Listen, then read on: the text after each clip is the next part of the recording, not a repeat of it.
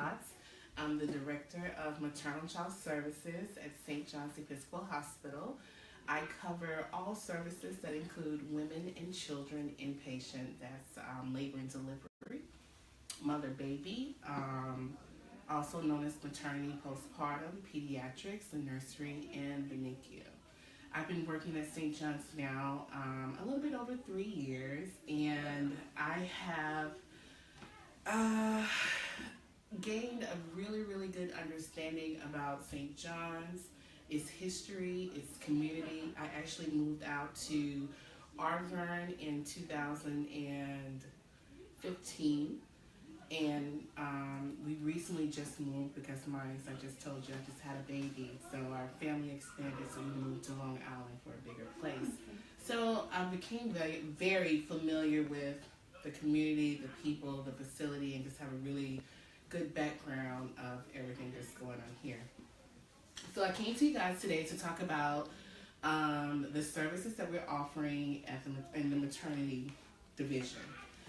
So we have embarked on a great journey known as the baby-friendly journey. A lot of people hear, baby-friendly, and they assume it's all about breastfeeding. It's about locking. I know you've heard some things, locking formula up. I know it's been in the news with some negative connotations, but what else have I heard people say? Breastfeeding, taking away nurseries, but that is definitely not the case. Our intent of joining this baby-friendly journey is to make the maternity experience, the patient's experience when they come to St. John's, the best experience. We want to standardize the care to where moms are getting the optimal experience of when they come and have their baby. We know that the point of entry into healthcare is through the emergency room. We know that they come through maternity, or they're coming to have a baby, or it could be outpatient services. So we want our patients, when they come into the whole healthcare realm, because it's a really bigger picture to this, to be good. We want you to, get a good feel for the healthcare world, and we want to gain your trust. So let me just stick to the subject more so. So the baby-friendly journey, what we did was, a lot of researchers went back and looked and studied to see how can we gain the most for mom and baby when they come in to deliver their babies. So just to take you back a little bit, I started my OB career in 2003, and this is what I experienced. Mom would come in, she would have her baby, and this is not just unique to St. John's, for those of you that had your baby at St. John's.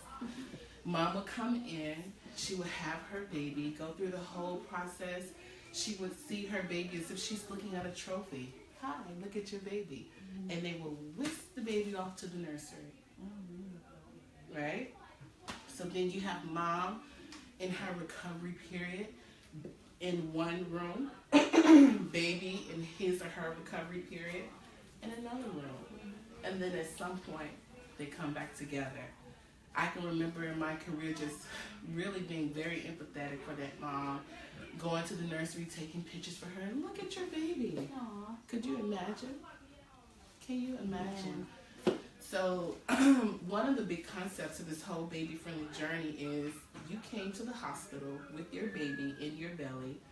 You guys are going to stay together.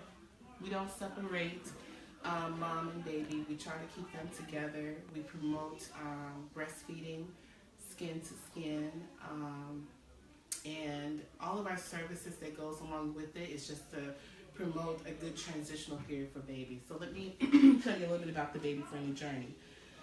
So the baby-friendly journey consists of 4 phases. Right now, St. John's is in its 3rd phase, where we are doing all the training for the maternal staff and the hospital staff on all the aspects that it entails.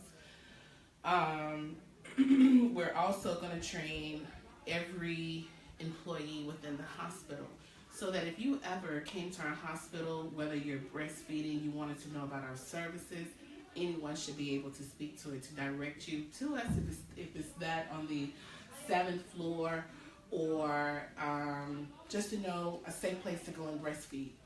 Whatever the case may be, someone should be able to speak to it. The time frame that this journey takes, it can take anywhere from 1 year to 2 to 3 years. Right now, we're completing our first year, so we're still on track. Our plan is to finish within the 2-year mark based upon our facility size and the resources that we have. It's going to take us 2 years to complete. Even though we're going to complete it within 2 years, all of the indicators have been put into place. We don't offer pacifiers anymore. We promote breastfeeding. Not that you cannot get formula, but we try to promote breastfeeding. If you choose to formula feed your baby, it will totally help support you in that aspect too. I know me as a new mom, I think, I formula fed my first baby and my second because I transitioned. Mm-hmm. I thought I was mixing the formula right. I read the formula on the can of how to mix it, and that's what I did. But it turns out, seems as if the formula companies was just a little misleading in the content of the formula and actually how to prepare it. So we'll teach you all about the safe preparations for formula use. Okay.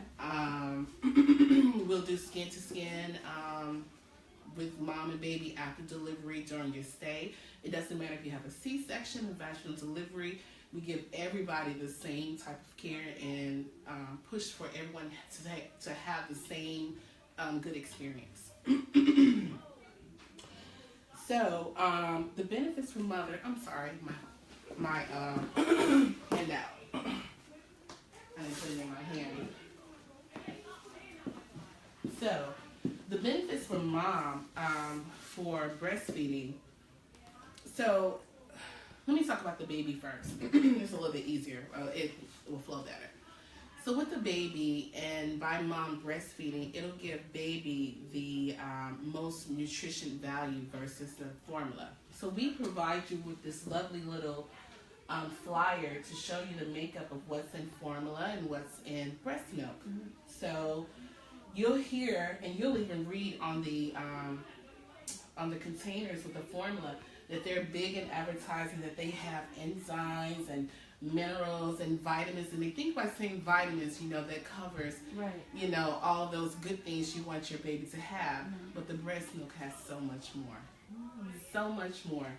So those things that you don't get from formula that you get from your mom is antibacterial factors, hormones, virus fighters, allergy inhibitors, parasite blockers, growth factors, and antibodies.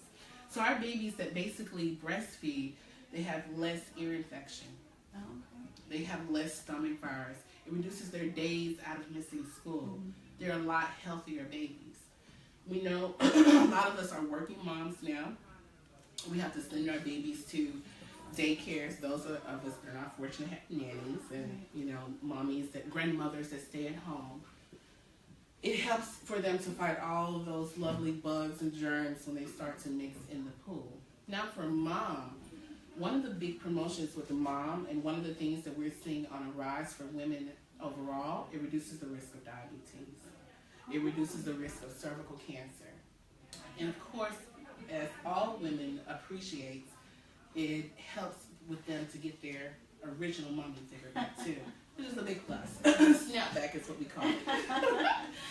So those are some of the benefits that you get just from breastfeeding. But one of the biggest benefits that we often take for granted is just that bonding that you get with your baby. When the babies are first born, you have to remember that they're transitioning from water breathing to air breathing. And sometimes that transitional period is harder on some babies than others. Mm-hmm. Just by them being close to their mom, they're able to slow their breathing down. Their heart is not racing as fast. They're able to control their temperatures. You know how they say you get into some situations and it's basically fight or flight. You're either excited or you're relaxed. Right. When we're separating our moms and babies after birth, it's more so them like they're in an unfamiliar environment and they're just fighting to hold on because they don't know anybody. They're under lights, they're in a colder environment, they don't hear people, they listen to their mom for 40 weeks, give or take, and now they're somewhere where they don't even hear this person that they've heard, they don't hear the heartbeat, nothing.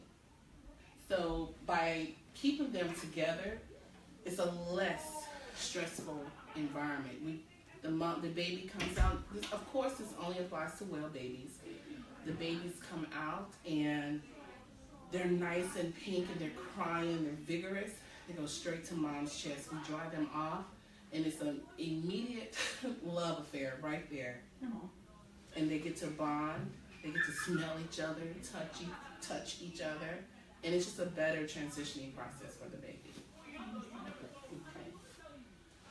So, our overall goal for this initiative is to make the experience of the mom and baby during their stay at St. John's a lot better, and we just want to provide what's best for our community.